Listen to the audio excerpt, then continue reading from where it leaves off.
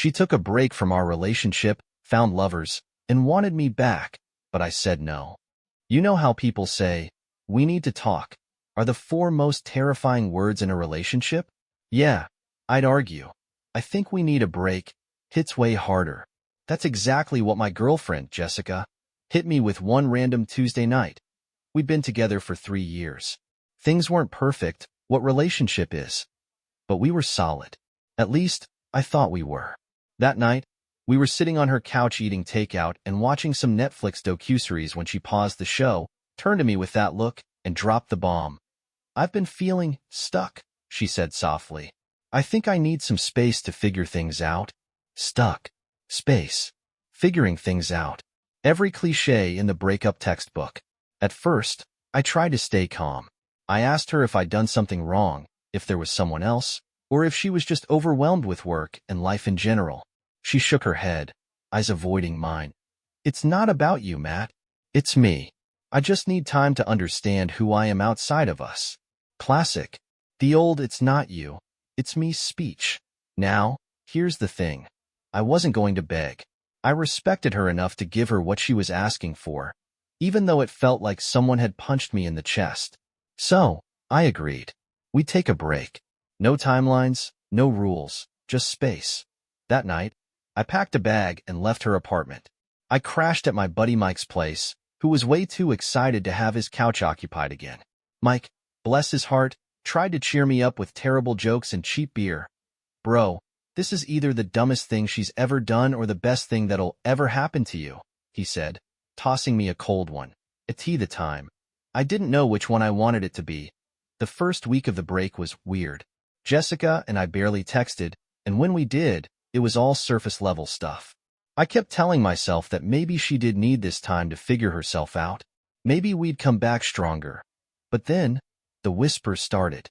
Little comments from mutual friends, vague social media posts, and the most damning of all. One of her coworkers slid into my DMs. "Hey, I don't want to stir anything up, but I thought you should know Jess has been spending a lot of time with this guy from work." Like, a lot of time. And just like that, the break started to feel a whole lot like a breakup. At tea first, I tried to convince myself the rumors didn't mean anything. People talk, exaggerate, misinterpret things. It happens. But once suspicion creeps in, it doesn't leave quietly. The first hint came from a mutual friend who casually mentioned seeing Jessica out at a bar with a guy from her office. Nothing damning, but enough to make me pause. Then came a vague social media post, a photo of her in the background of someone else's story, sitting across from a guy I didn't recognize. I scrolled through her tagged photos, her coworkers' accounts, anything that might give me answers. And there it was, a blurry image of Jess laughing across a candlelit table, her arm casually brushing against some guy's. He had the scruffy beard and the smug expression of someone who knew exactly what he was doing. I sat with that image for hours, my phone still in my hand, trying to convince myself that I was overreacting. But when another coworker of hers slid into my DMs, subtly hinting at how close Jessica had gotten with this guy, denial wasn't an option anymore. The final straw came when Jess texted me out of the blue, "Hey, I miss you. Can we talk soon?" It felt hollow, like someone reaching out of guilt, not love. But I agreed, and we set a time to meet at our usual coffee shop. When Saturday came, I was there early, staring into my coffee cup like it held answers. Jessica arrived looking different, lighter, happier. It made my stomach turn. She started talking, saying she'd been thinking about us, about how much she cared for me. But her words felt scripted, carefully measured. Eventually, I asked the question I'd been avoiding. "Are you seeing someone else?" She hesitated, just long enough to answer me without saying a word. I didn't wait for her to elaborate. I stood up, left a crumpled bill on the table, and walked out. She didn't follow me. That night, Mike and I sat on his porch drinking whiskey out of mismatched mugs. Neither of us said much. The silence was loud enough. After that coffee shop meeting, something in me shifted. I wasn't angry, not exactly. I was just hollow, like someone had scooped out my insides and left me on autopilot. Jessica didn't reach out after I walked away. No follow-up text, no attempt to explain herself. And honestly, that silence told me everything I needed to know. Mike did his best to keep me distracted. We spent weekends at his place, playing video games, watching trashy action movies, and downing more beers than I'd care to admit. But the quiet moments always got me. The empty space where Jessica used to be. The thing about breakups, or whatever this was, is that it's not just the person you lose. It's the little routines, the morning texts, the shared playlists, the did you eat today? Check-ins. You don't realize how much those tiny things stitched into your day until they're just gone. At one point, I caved and checked her Instagram again. She wasn't hiding it anymore. There were photos of her out at dinner, weekend trips, and, yep, him. The guy with the scruffy beard and smug grin. They weren't cuddling or kissing in any of the photos. But you didn't have to be Sherlock Holmes to read between the lines. I felt sick. Not because she was with someone else, but because of how casually she'd moved on. Like I was just a chapter she'd finished reading. But here's the thing. Heartbreak doesn't kill you. It just makes you someone else. Over the next month, I started piecing myself back together. I picked up extra shifts at work, started going to the gym again, and stopped checking her social media. Slowly, I started feeling like me again, or at least, a version of me that didn't revolve around Jessica. And that's when the twist came. One evening, just as I was finishing a late shift, my phone buzzed. It was a text from Jessica. Hey, I've been thinking about us a lot lately. Can we meet up and talk? I stared at the screen for what felt like an eternity. Part of me felt that old flicker of hope, but most of me just felt tired. I didn't reply right away. Instead, I tucked my phone into my pocket, walked out of work, and let the cold night air clear my head. Jessica wanted to talk, but I wasn't sure I wanted to hear what she had to say. I didn't reply to Jessica's text right away. I let it sit there, glowing on my phone screen, like some kind of radioactive artifact. Mike, naturally, had opinions when I told him about it. Don't do it, man. She had her chance. You're finally getting your head straight. Don't let her pull you back into the mess. He wasn't wrong, but curiosity has a way of eating at you. What did she want to say? Did she regret it? Did she want me back? After 2 days of internal debate, I texted her back, okay, let's talk.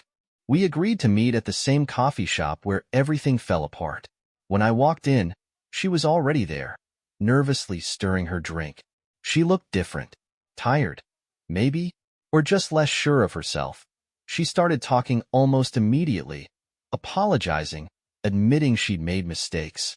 She told me about the guy, how it started casually, how she thought he'd fill some void she felt during our break.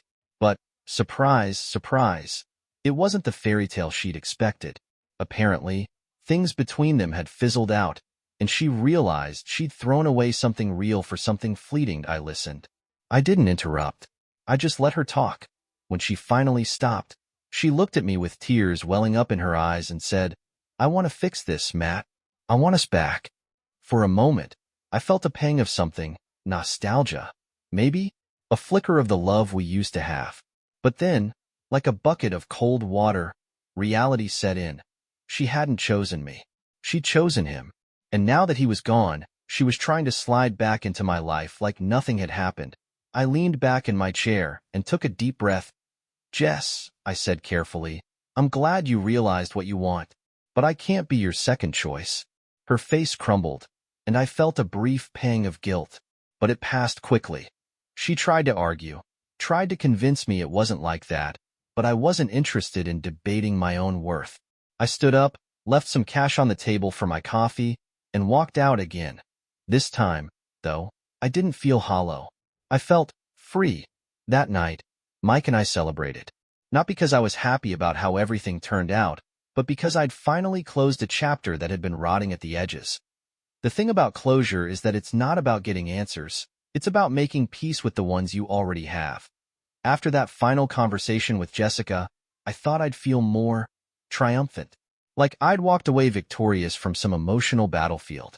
But the truth is, closure isn't as glamorous as people make it out to be. The first few weeks felt weirdly empty. Sure, I wasn't sitting around crying into a pint of ice cream or anything, but there was this dull ache in the background of my days. Jessica had been such a huge part of my life, and now she was just gone. Mike did his best to keep me busy. We hit the gym, started working on random DIY projects around his place, and even went on a disastrous double date that ended with one of the girls climbing out of a bathroom window to escape her date. Spoiler, it wasn't me. But despite the distractions, Jessica still lingered in the corners of my mind. Sometimes, late at night, I'd catch myself scrolling through old photos of us. It wasn't about wanting her back. It was just trying to make sense of how something that once felt so permanent could dissolve so quickly. Then, one evening, I got a message from someone unexpected. The guy. Yeah, him. Scruffy beard. Smug Instagram smile. All of it. His message was short. Hey man, can we talk? I think you deserve to know something. My stomach dropped. Why was he reaching out to me? What could he possibly have to say that I'd want to hear? I stared at the message for hours before replying. Finally, against my better judgment, I said, sure. What do you want to tell me? His response came quickly. It's better if we meet in person. Tomorrow? Coffee shop on Main Street? I had no idea what to expect, but curiosity, mixed with a tiny bit of masochism, got the better of me. The next day, I walked into that coffee shop and saw him sitting at a corner table. He looked nervous, fidgeting with his cup. As I approached, he stood up awkwardly and gestured to the seat across from him. Thanks for meeting me, he said. I just nodded, my arms crossed. What do you want, man? He sighed, rubbed his face, and finally said, Jessica wasn't honest with either of us. And just like that, the floor felt like it shifted under me. Sitting across from him, the guy who had been with Jessica during our so-called break felt like some bizarre social experiment. I couldn't believe I was even there. He looked genuinely uncomfortable, which was oddly satisfying. Finally, after a long sip of his coffee, he spoke. Jessica told me you two were completely done when we started seeing each other, he said, eyes fixed on the table. She said the break was just a formality, that you'd been emotionally checked out for months. I felt my jaw tighten. That wasn't true. I'd given her space because she asked for it. I hadn't checked out. But then, he continued, she started slipping up. Little things, mentions of you, stories that didn't add up. And I started realizing she was lying to both of us. It felt like a slow-motion car crash. Everything I thought I understood about the situation was starting to unravel. Apparently, Jessica had been playing both sides. While she was telling me she needed space to figure herself out, she was telling him she was single and ready to move on. And then, when things between them started to fall apart, she tried to reel me back in. She wasn't over you, he admitted. I think she thought she could keep both of us around until she figured out what she really wanted. The guy looked genuinely regretful, and while I wasn't exactly ready to invite him to a barbecue, I appreciated his honesty. Why are you telling me this now? I asked. He sighed. Because I'm done with her too. And honestly, you deserve to know you weren't crazy. You weren't overthinking it. She was playing us both. I sat there, absorbing his words. I wasn't sure if I felt relief, anger, or just plain exhaustion. When we finally stood up to leave, he extended his hand. After a moment of hesitation, I shook it. Good luck, man, he said before walking out. I stayed behind at the coffee shop for a while, replaying the entire relationship in my head like a highlight reel. Every conversation, every moment of doubt. It all made sense now. Jessica wasn't confused. She wasn't finding herself. She was just keeping her options open, hoping someone would make the choice for her. That night, I sat on Mike's porch with a drink in hand, staring out into the dark. When I told him what happened, he just shook his head. Man, some people really don't deserve the chances they're given. For the first time since the break began, I felt free. Not the hollow, temporary freedom I'd been clinging to, but something real, something final. Jessica had tried to come back, but I knew then that no matter how lonely I felt, I could never let her return. After that conversation with him, something inside me clicked into place. The confusion, the self-doubt, the endless replaying of conversations in my head. It all stopped. I wasn't the bad guy. I wasn't the reason things fell apart. Jessica had made her choices, and those choices had consequences. Over the next few weeks, I started focusing on me. I picked up new hobbies, spent more time with Mike, and even reconnected with a few old friends I drifted away from during my relationship. Life wasn't suddenly perfect, but it felt lighter. Jessica reached out one more time. A long, rambling text about how she'd made mistakes, how she missed me, and how she thought we could start over if I was willing to give her another chance. I didn't reply. I didn't block her. I didn't lash out. I just let it sit there. Sometimes, silence is the loudest answer you can give. One afternoon, Mike and I were at a local bar, watching some random college football game. Out of nowhere, he turned to me and said, "You know, man, I'm proud of you. A lot of guys would have caved and gone back, but you didn't. You deserve better." And for the first time in months, I believed him. Healing isn't linear. Some days I still felt the sting of everything that happened. But most days, I felt good, content, even. I realized that love isn't supposed to feel like a competition or a guessing game. It's supposed to feel like trust, like safety. Jessica and I haven't spoken since her last message, and honestly, I hope she's finding whatever she was looking for. But me? I've moved forward. Sometimes, the best thing you can do for yourself is close a door and lock it behind you. And that's exactly what I did. What would you do in a similar situation? Share your opinion in the comments.